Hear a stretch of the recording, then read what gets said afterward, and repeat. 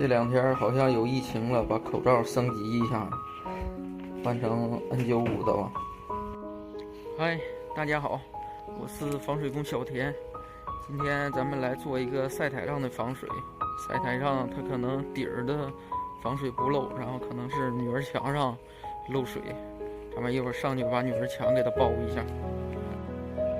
带的材料，车上还有2桶胶，不够的话再去车上取。一会儿先拿这么多上去。这是晒台上的女儿墙，用聚酯布加液体卷材，给它用1步3涂的方法做，因为这个女儿墙上有裂缝。女儿墙的下沿没有鹰嘴，正好做个鹰嘴。